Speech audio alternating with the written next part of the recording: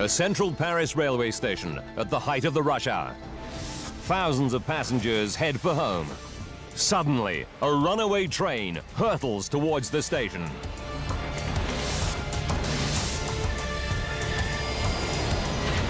"307 tons of crashing metal slam into a packed commuter train. 56 people die. It's Paris's worst ever train crash. Now, using advanced computer simulations, we reveal exactly what led to tragedy at the Gare de Lyon. Disasters don't just happen, they're a chain of critical events. Unravel the clues and count down those final seconds from disaster.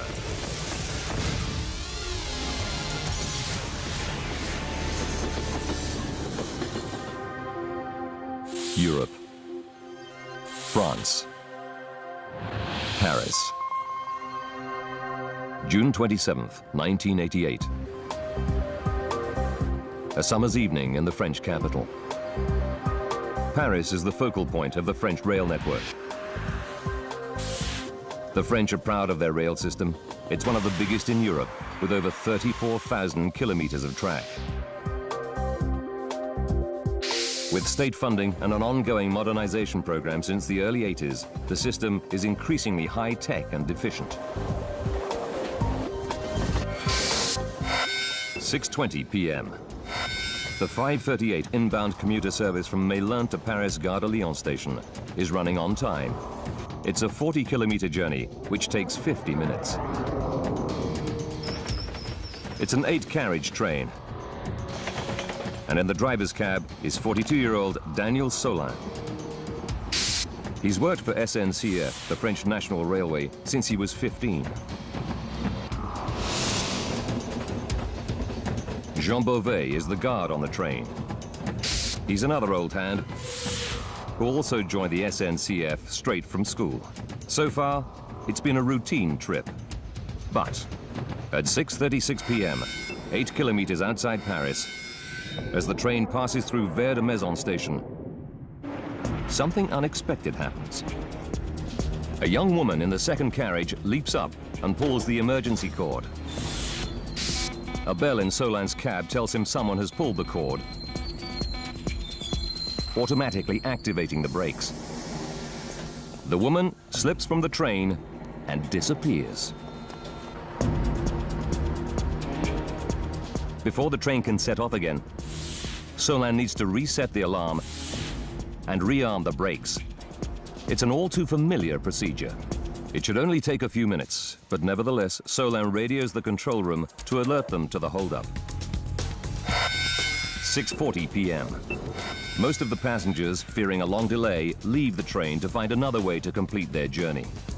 The remaining few resign themselves to a late arrival in Paris. Solin and Beauvais set about rearming the brake system so the train can continue its journey to Gare de Lyon station.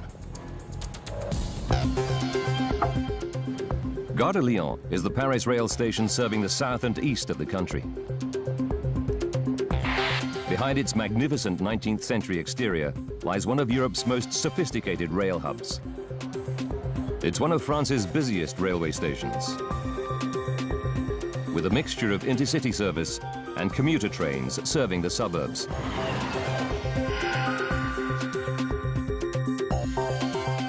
The nerve center, coordinating all train movements, is the station's control room. Duty manager tonight is André Tollens. He's in charge of safety and ensuring that the 360 trains into and out of the station run as smoothly as possible. Always at the back of his mind is the threat of terrorism. For the past 7 years, Arab militant groups have been targeting Paris. They're protesting about French troops in war-torn Lebanon and demanding the release of Arab prisoners. Many of the attacks have been on trains in and out of the city. 6:45 p.m. Hurrying towards Gare de Lyon station to catch a train home is commercial assistant Colette Pacalet.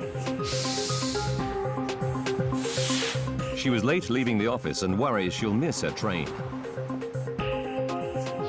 Colette is a recently divorced single mother, and she's anxious to get back to her son, 13-year-old Nicholas. When I finish work, I automatically hurry back to take care of my son. I fix him something to eat and help him with his homework.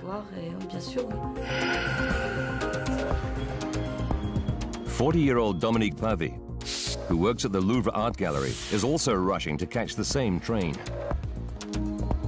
Like thousands of others, she's still grappling with the new summer timetable. With new train times and altered routes, it's a recipe for confusion and missed trains.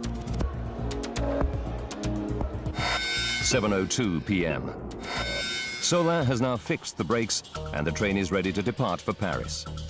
But it's taken him much longer than expected. The train is now 26 minutes behind schedule. Controller Tolance instructs Solin to skip the next scheduled stop, Maison-Alfort, and travel non-stop to Gare de Lyon to make up time. But Solin's late train isn't Tolance's only headache. 7:04. There's now a problem on one of the commuter trains due to leave Gare de Lyon. It's the train that Colette and Dominique are rushing to catch. Commuter trains have a driver and a guard. Driver André Tanguy is ready to go, but the guard is running late. Without him, the train can't leave. It's good news for single mother Colette Paquelet. She was worried that she would miss her train, so she's relieved it hasn't left. She even manages to secure her usual seat in the front carriage. The delay means more people pile onto the train. Another late arrival is Dominique Pavy.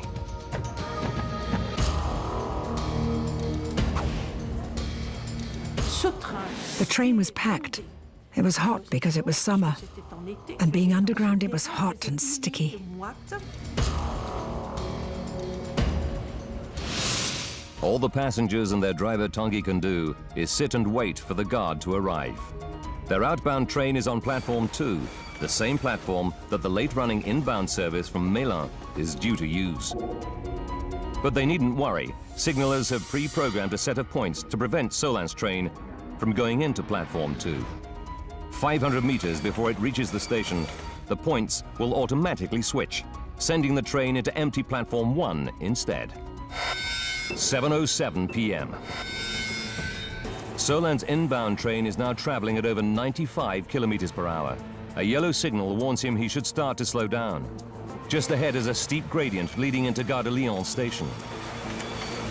He applies the brakes, but there is barely any response. To his horror, Solin realizes that his brakes aren't working. He can't slow his train down. The 300-ton train is hurtling out of control. It's less than 2.5 kilometers to the packed rush hour station. A runaway train with defective brakes races towards Paris's Gare de Lyon. It's rush hour, and the station is packed with commuters, including those waiting on a delayed outbound train.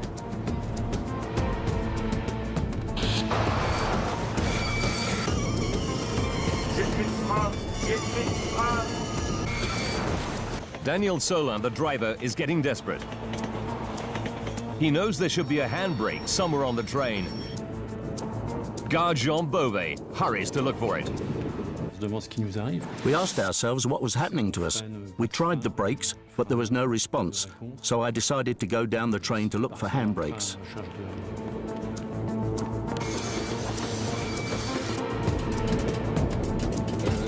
Solin keeps trying the brakes. It slows the train, but only a little. 7:07 p.m. and 30 seconds. Solin radios a desperate warning to the control room. Stop everything, I've got no brakes. Stop everything, I've got no brakes. Panicking, Solin hits the train's radio alarm signal.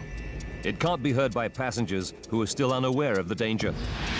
But it activates a high-pitched audio alarm in the Gare de Lyon control room and the drivers' cabs of all the commuter trains within the vicinity. Immediately, signalmen turn every green light to red. drivers stop their trains wherever they are.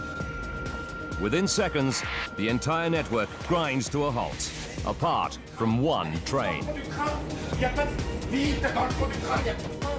Unable to do more from his cab, Solin hurries the remaining passengers to the rear of the train. At Gare de Lyon, the guard on the delayed outbound train has finally turned up. But now driver André Tanguy's signal switches to red. He has no idea what's going on, and the high-pitched whistle on his radio means he can't use it to find out.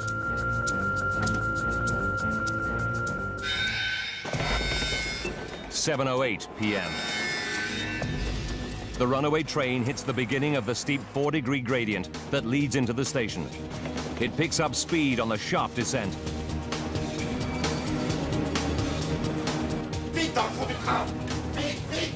Driver Solin manages to get all the passengers into the last carriage. They brace themselves for the inevitable impact. Panique. There was a lot of panic. Train guard Beauvais is still desperately searching for a handbrake. I asked myself what was going to happen to me. Was this going to be my last moment?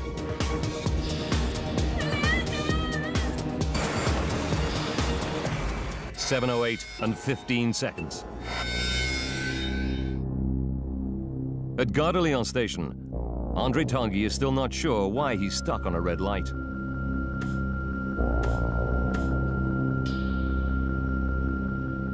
In the second carriage, passenger Dominique Pavy has had enough of the wait. It was difficult to get off the train, as there were so many people. Excuse me, excuse me. Dominique has to squeeze past other passengers to get to the exit. 7:08 and 30 seconds. Signal operators catch sight of the runaway train rushing past them. Instead of being routed to empty platform 1 as planned, it's heading straight for Tanguy's packed commuter train.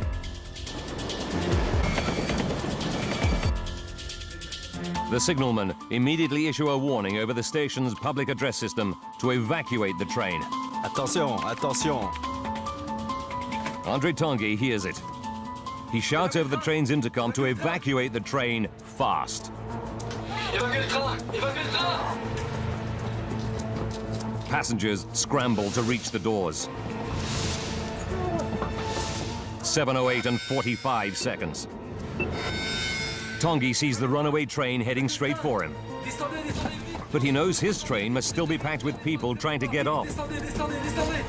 Instead of jumping clear, he bravely stays on the intercom, repeating his warning to passengers.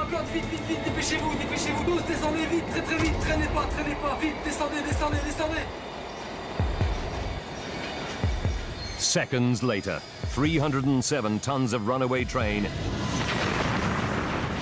smash into the commuter train on platform 2.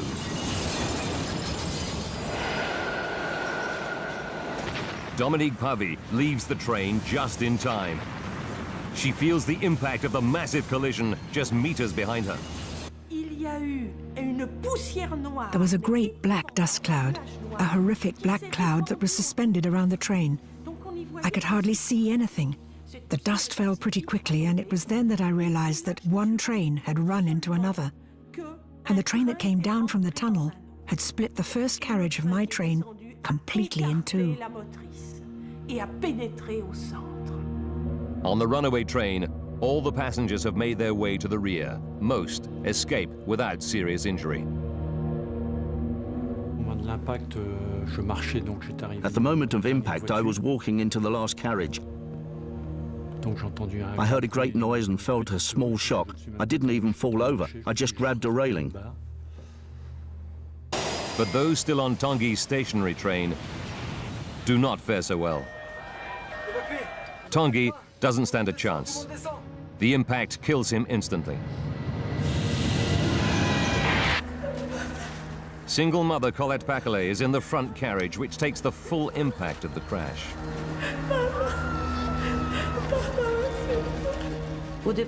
First, I thought it could be a bomb. I don't remember how long it lasted. 10 seconds, 20 seconds. I had no idea of time. I had just enough time to think, oh, I'm going to die. Papa, help me. Just seconds ago, Colette was looking forward to spending the evening with her young son. Now she lies trapped in the wreckage with dozens of other severely injured passengers. If she doesn't receive medical attention soon, she may not survive.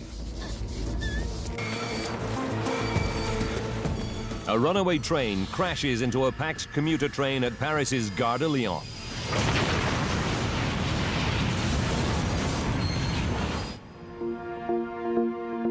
A photojournalist captures the full horror of the collision just seconds later. A scene of total devastation confronts André Beauvais, the guard on the runaway train.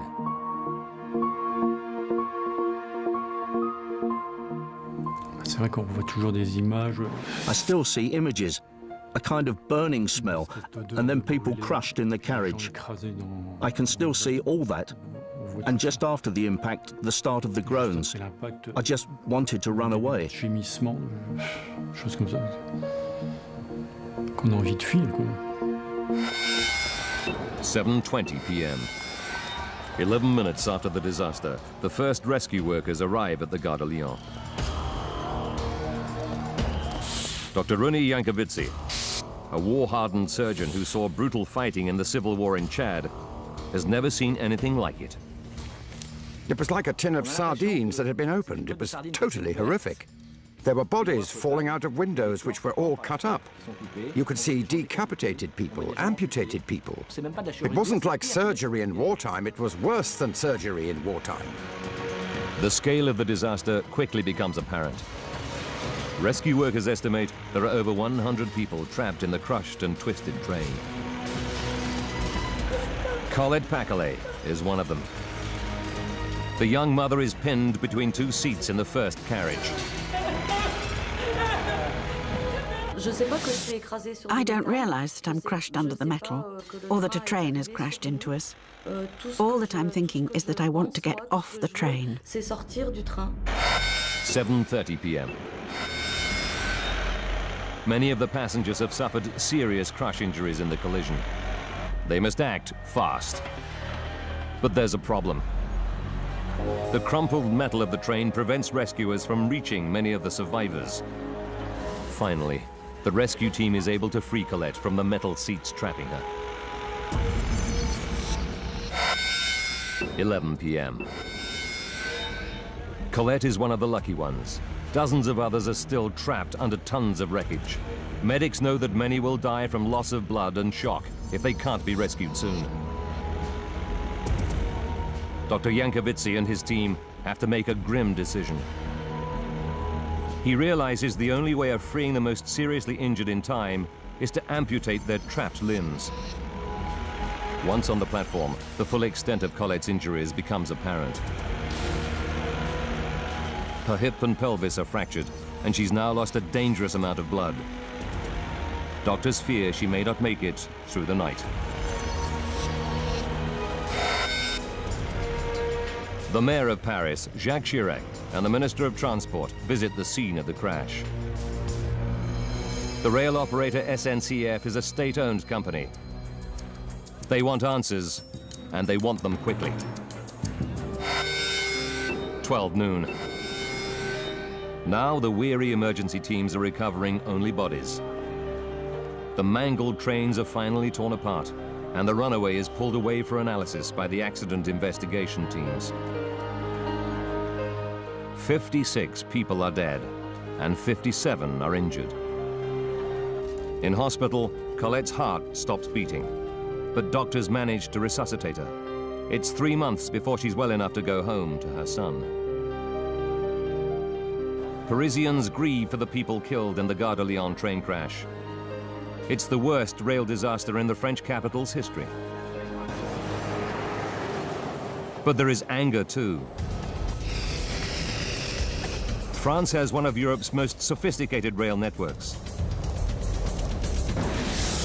There are many safety procedures in place to prevent an accident like this. How did such a major disaster strike here? The runaway train was a Z5-300. there are up to 140 trains of the same design in use on rail routes into Paris. Since the brakes on Solin's train appear to have failed, could other trains of this type also harbor a hidden fatal flaw? The next day, the French government appoints a 6-man team to conduct a state investigation. Now, by rewinding events and going deep into that investigation, we can reveal what really happened at the Gare de Lyon. Why did the train's brakes fail? Why did no one reroute the train to safety? And why did many passengers on Platform 2 find out too late that a runaway train was heading straight for them? Advanced computer simulation will take us where no camera can go, into the heart of the disaster zone.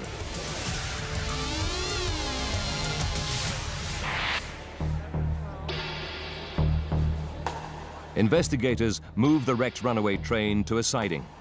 3 days later, they begin an inch-by-inch examination of the shattered hulk to find out what went wrong with its braking system. Jean-Pierre Pascal is the investigation team's chief technical advisor. He's head of the National Research Laboratory of Transport and an expert on rail braking systems. Pascal is shocked by the scale of the disaster.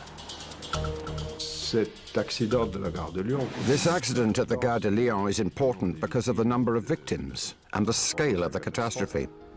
It was exceptional. It wasn't something that I could have even contemplated. I had never seen anything like it. Pascal knows that over the past 7 years, terrorists have been bombing French trains. Are militants now using a deadly new tactic to cause carnage on the French rail network? Until investigators find out, thousands of innocent travelers must live in constant fear of attack. Jean-Pierre Pascal is investigating what caused a runaway train to crash at the Gare de Lyon, killing 56 people. His first job is to examine the crashed train. He knows the brakes failed and needs to understand why. As he sifts through the wreckage, he immediately finds something suspicious. It appears a crucial brake valve has been closed. The valve that feeds air down through the train to work the brakes was closed. It should have been open. It's a disturbing discovery. Did someone interfere with the brakes on the runaway train? Investigators must consider a shocking possibility that the runaway train was the victim of a deliberate act of sabotage.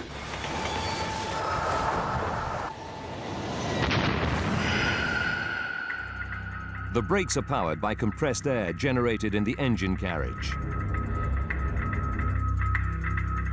The air is forced down a pipe which runs the entire length of the 8-carriage train.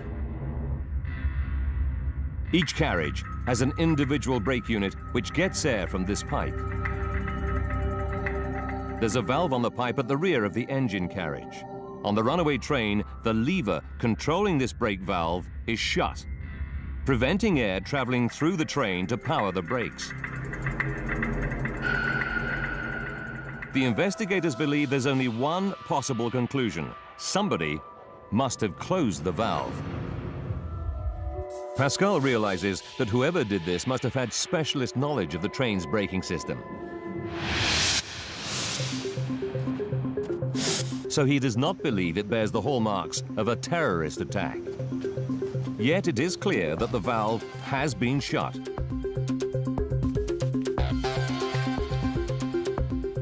So who closed it? He questions the train's driver, Daniel Solin, and guard Jean Beauvais to see if they can shed any light on the mystery. Solin tells him the brakes were working fine for the first 58 minutes of the journey.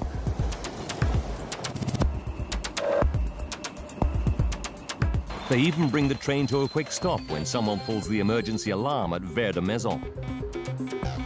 33 minutes to disaster. The valve must have been closed after this event. Could the person who pulled the emergency cord be involved? Nobody can explain why she pulled the cord, and she was gone before the guard could question her. The The media puts out an appeal to find who pulled the emergency cord. The day after the crash, Odile Miroir, a 21-year-old single mother, comes forward. Miroir explains that she normally takes this train to Vert de Maison to pick up her children from school. She doesn't know that the new summer timetable means the train no longer stops there. Panicking about not being at school in time, she pulls the emergency cord. It automatically activates the brakes throughout the train. Investigator Jean-Pierre Pascal concludes that her actions are irresponsible, but not suspicious. Now Pascal probes the guard, Beauvais, about what happened after the train was abruptly halted at Vert de Maison. Guard Beauvais tells him that he goes to reset the emergency cord handle, but the handle is stuck. He can't shift it. The reset handle for the emergency brakes is between the first and second carriage. At the time, you had to go between two carriages. There was a small handle. It wasn't easy. The handle is also very close to the crucial brake valve lever that Pascal discovered had been moved. But neither man recalls anything untoward about the lever. The train driver Solin now has a go, but it's stuck fast. I didn't see exactly what he was doing. We were in a very small space. There were maybe 20 inches between the carriages. After several minutes of sweating, Solin finally shifts the handle, returning the brakes to normal. But when he returns to his cab, he discovers the brakes are still locked. Pascal is puzzled. Why didn't the standard resetting procedure unlock the brakes? He scrutinizes the layout of the braking system on the runaway train and discovers something intriguing. If the brake pipe lever is turned to the off position, a safety mechanism kicks in, keeping the brakes locked even after resetting the emergency cord. It's a fail-safe system to stop a train from going anywhere without pressurized brakes. Pascal had thought someone closed the valve, perhaps in an act of sabotage. Now he suspects there may be another explanation. Could Solin have closed it by mistake? He examines his interview with Solin more closely.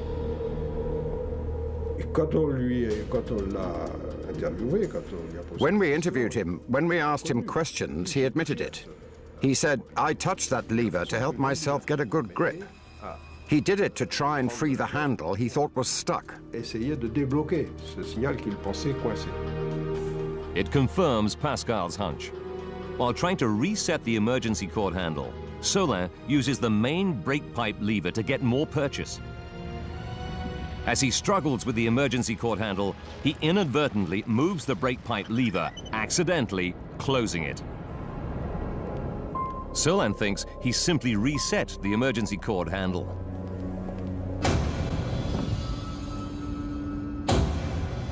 But by closing the brake pipe valve, he's cut off the air supply from the engine that feeds the brakes throughout the train. The brakes in the last 7 carriages are now locked to the on position. But this gives Pascal another puzzle. If the brakes are left on, how does Solin get the train moving again? The only ways to release the locked brakes are by repressurizing the whole system or by manually unlocking each brake individually. Standard procedure dictates that Solin should call out the engineers, who probably would have detected his terrible mistake. But anxious to get going, Solin ignores the rules and tries to unlock the brakes himself. But crucially, he doesn't realize that he's moved the brake lever and that the system is locked due to lack of pressure. Instead, he's convinced the brakes are locked because of another common problem. He said to himself, "I'm faced by a situation well known to railwaymen, which is a case of too much pressure." Solin believes there's an airlock in the brake system. This can sometimes happen when the emergency cord is pulled, causing too much pressure around the individual brakes. He thinks that if he can bleed some of it out, the airlock will dissipate and the brakes will unlock. Solin works his way along all 7 carriages, assisted by Beauvais.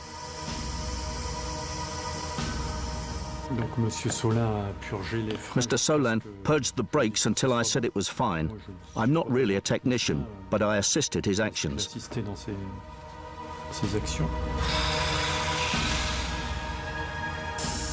It works. The brakes are freed.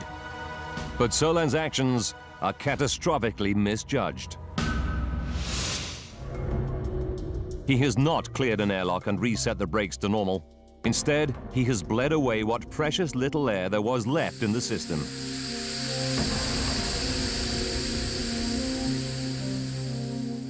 He's freed the brakes, but also inadvertently overridden one of the fail-safe systems. And with the main brake pipe valve closed, there's no way for new air to come in and replenish the system. With no air left in the system, the train has barely any brakes. Pascal and the team have uncovered a horrifying catalogue of human error. Solin not only disabled the main system for feeding air into the brakes, he then went on to painstakingly disarm the brakes on every passenger carriage. Solin is totally unaware of what he's done. He tells Pascal the brake system pressure gauge in his cab shows the correct reading. He takes it to mean all his brakes are working. In fact, when Solin closed the main brake valve, he isolated the driver's carriage from the rest of the train. The gauge is actually only showing the pressure in the first carriage. 7:02 p.m. Solin finally sets off again for Paris's Gare de Lyon.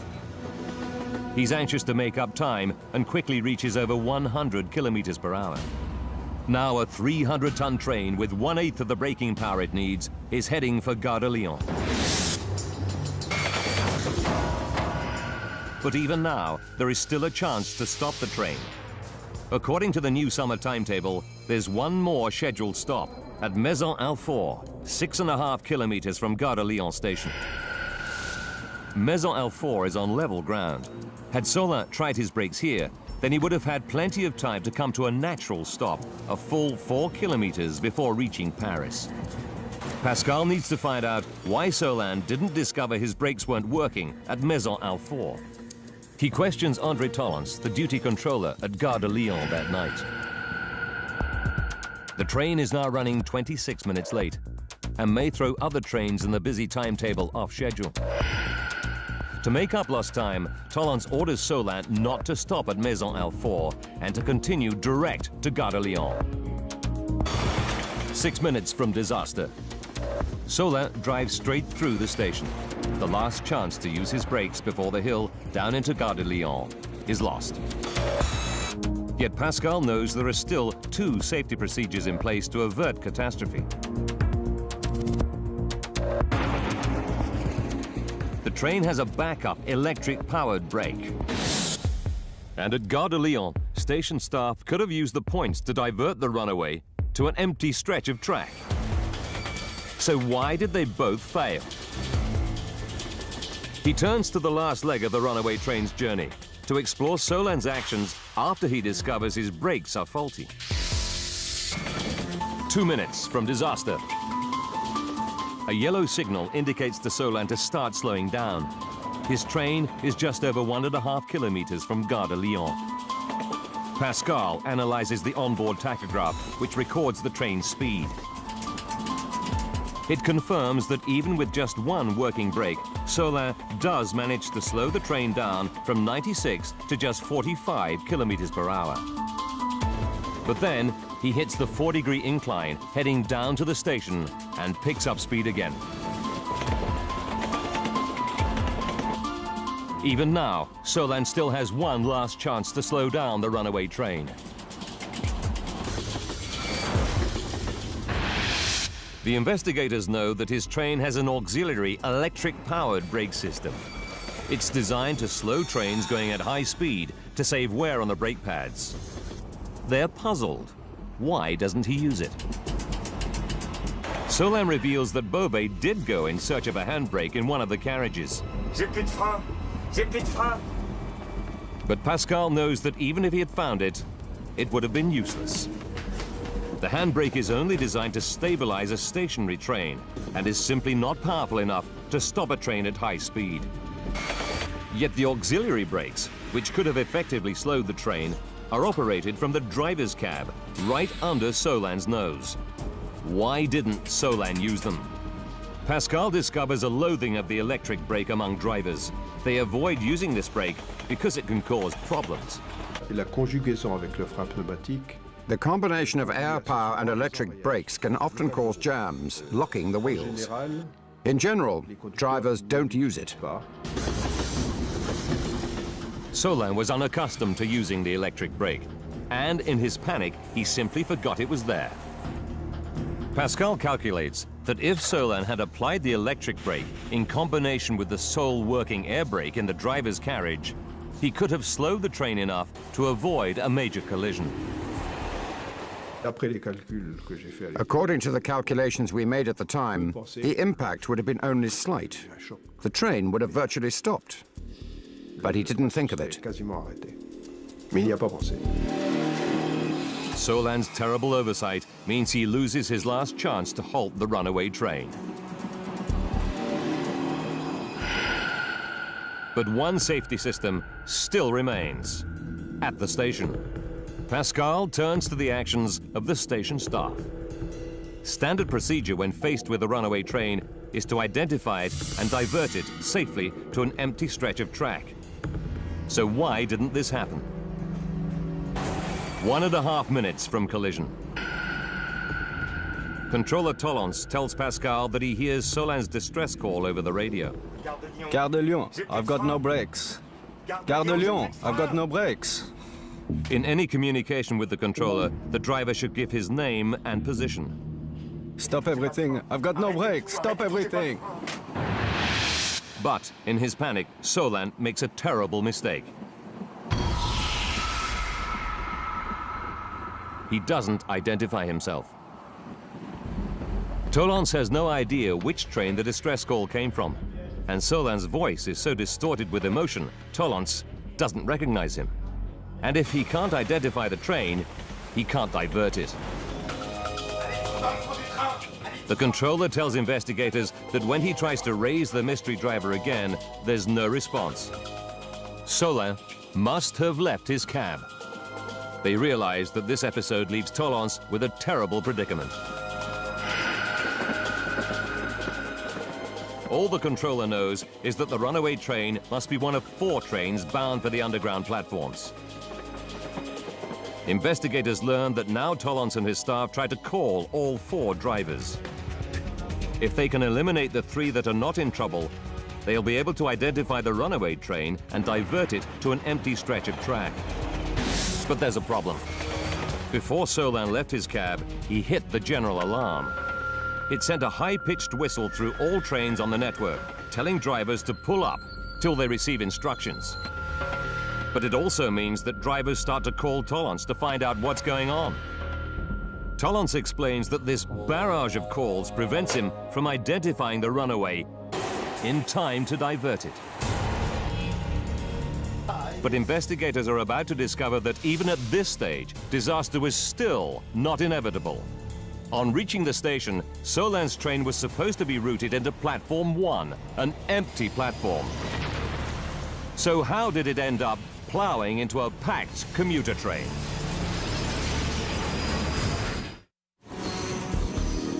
French investigator Jean-Pierre Pascal has discovered that the station staff couldn't divert the runaway train away from the packed commuter train because the driver failed to identify himself.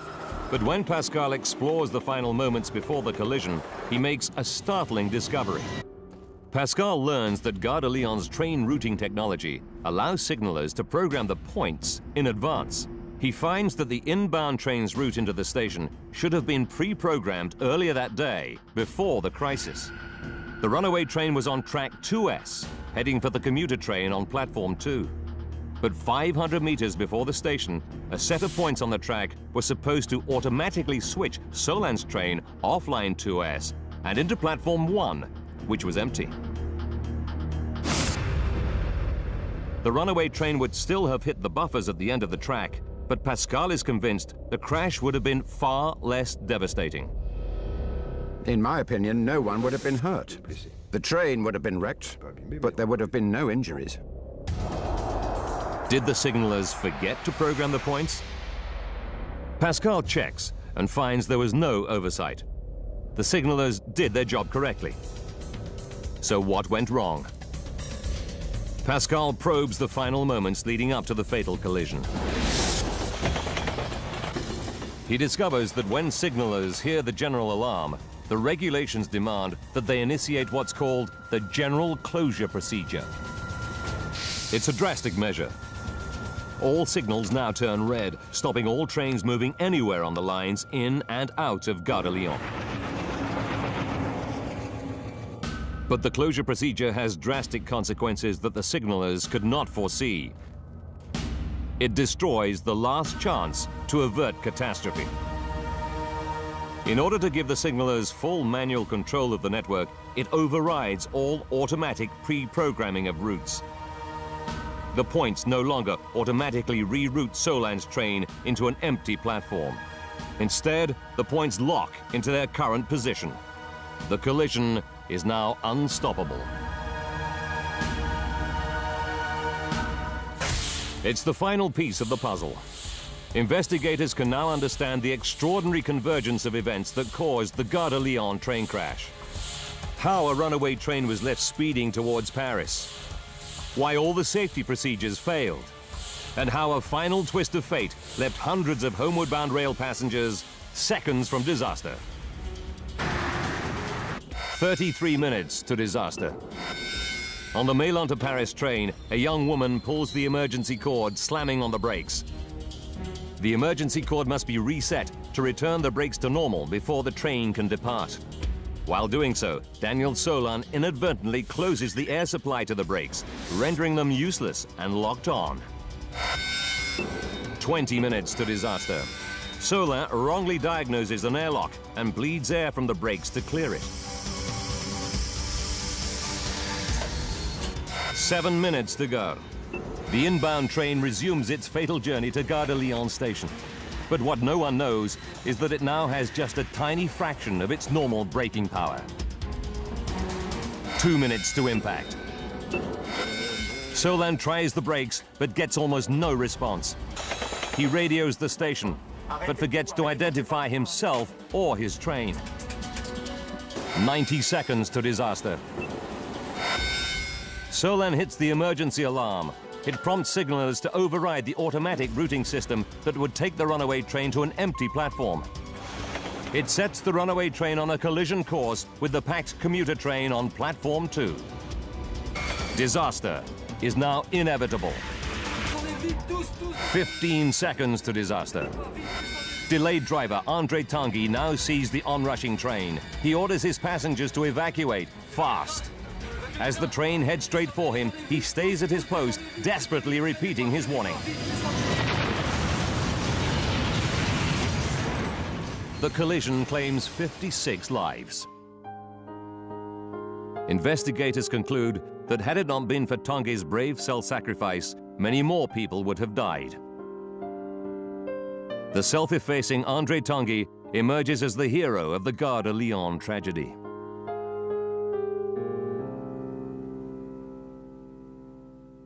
Pascal and the investigation team found that the main cause of the Gare de Lyon crash was driver error.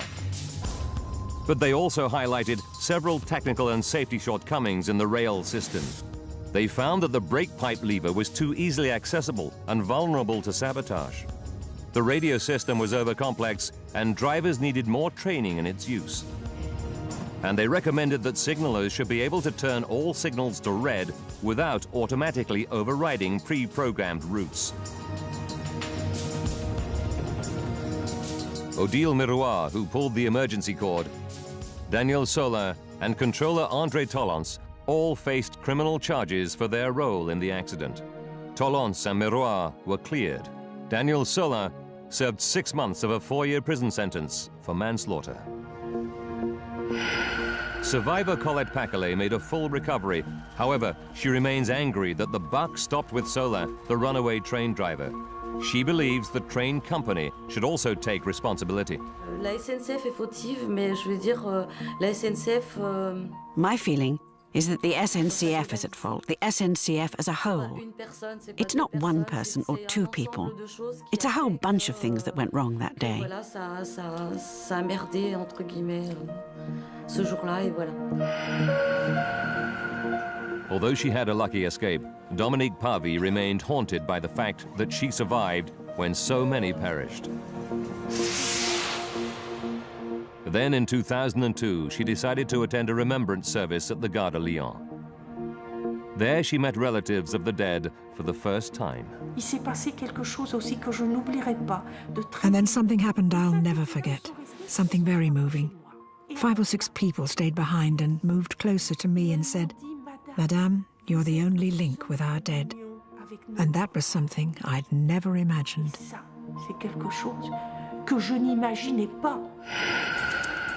In the wake of the tragedy, SNCF introduced a raft of new safety measures. An intercom system allowing passengers to talk directly to the driver will replace the emergency cord system. It'll mean that only the driver can activate the brakes in an emergency. It overhauled its driver training program and phased out brake pipe levers. And radio communication on the network was upgraded. Hard lessons were learned from the tragic events at the Gare de Lyon. Modernization came at a high price. But in the wake of the disaster, France now has one of the safest and most technologically advanced rail networks in Europe.